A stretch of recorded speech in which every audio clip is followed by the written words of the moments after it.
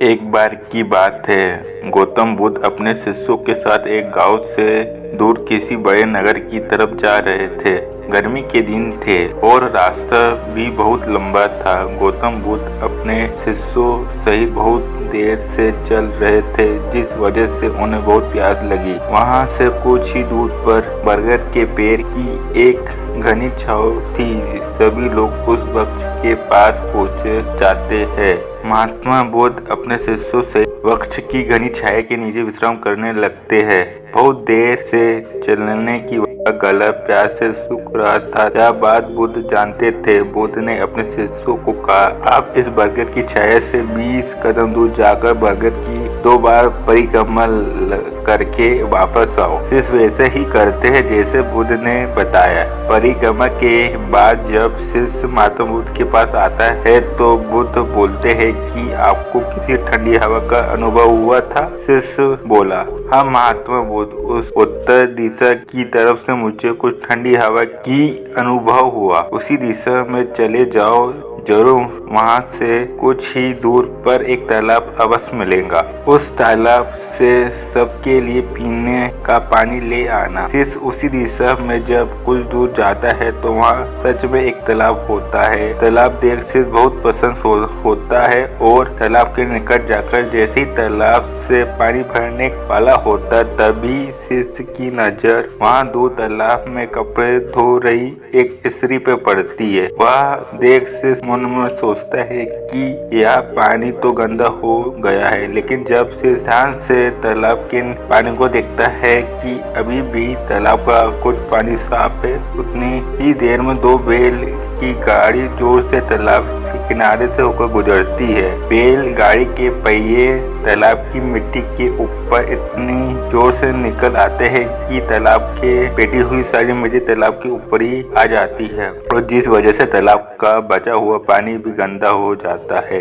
यह देख शिष्य बिना पानी लिए क्रोध में महात्मा बुद्ध के पास वापस चला आता है और सिर्फ बड़े ही नाराज भाव से महात्मा जी को सब बात बताता है। शिष्य की बात सुन सभी शिष्य बोलते हैं कि हमें तुरंत यहाँ से निकलना चाहिए, किसी दूसरी जगह पानी की खोज करना चाहिए, वरना प्यास के मारे जान निकल जाएंगी। महात्मा बुद्ध सभी को शांत करने के लिए कहते हैं और बोलते हैं कि धीरज रखो, कुछ देर यही बैठे रहो, उचित समय आने तक संयम बनाए रखो। सभी भगवान बुद्ध की बात सुनकर शांत हो जाते हैं और वहाँ वहीं बैठ जाते हैं। कुछ समय बीत जाने के बाद महात्मा बुद्ध फिर से अपने शिष्यों को उसी तालाब से पानी लाने के लिए कहते हैं। शिष्य बिना कोई सवाल किए उसी तालाब से पानी लेने के लिए फिर चले जाते हैं। तालाब की हालत देख शिष्य को यकीन नहीं होता। तालाब का पानी पूरी तरह से साफ हो गया था। यह देख शिष्य बहुत खुश होता है। पानी भरकर महात्मा बुद्ध के पास आता है और सभी पानी पी कर अपनी प्यास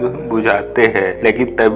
लेकिन अभी भी सबके मन में एक यह सवाल था कि आखिर यह चमत्कार कैसे? तालाब का सब पानी तो गंदा था। उन्हें लगा कि जरूर यह भगवान बुद्ध की शक्ति है। जिसमें एक शिष्य ने यह सवाल महात्मा बुद्ध से पूछ ही लिया कि यह चमत्कार कैसे हुआ।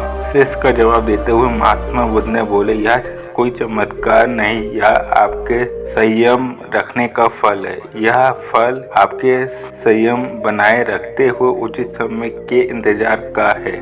जितनी देर हम सब लोग ने संयम रखा उतनी देर तक तालाब का पानी के ऊपर तैरा हुआ सभी गंदे तत्व और मिट्टी तालाब के पानी के नीचे बैठ गई। फिर कुछ देर बाद शिष्य जब वहाँ तालाब के पास पहुँचे, जब पहले की अपेक्षा ज्यादा साफ हो चुका था। जब और धैर्य न रखा होता तो आप गर्मी में पानी की खोज में प्यासे ही मर जाते। और यहाँ से आगे कोई तालाब या नहीं है, क्या उसका पानी साफ होगा या नहीं, इन सब कारण से आप प्यास न बुझ पाती और प्यासे ही मर जाते। फिर इतना बोलने के बाद महात्मा बुद्ध शिष्य को एक और सीख देते हुए कहते हैं कि जैसी स्थिति हम लोगों के हमत आज आई है, वैसी स्थिति और मुश्किल दौरान जिंदगी के हर मोड़ पर आती है, तब उस समय भी आपको ऐसे ही संयम बनाए रखना होगा और अपने विवेक से काम लेते हुए ही अपने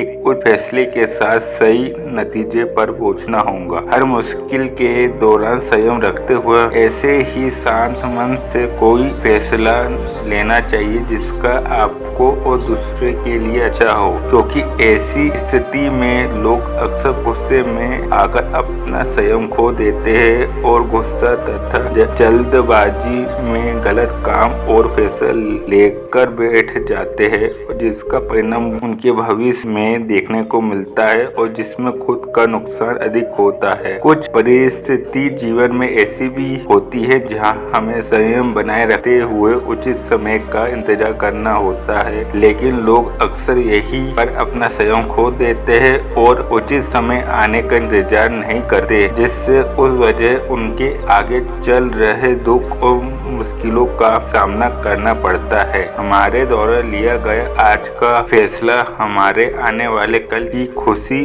और दुख को निश्चित करता है। ऐसी कहानी देखने के लिए हमारे चैनल को सब्सक्राइब करें।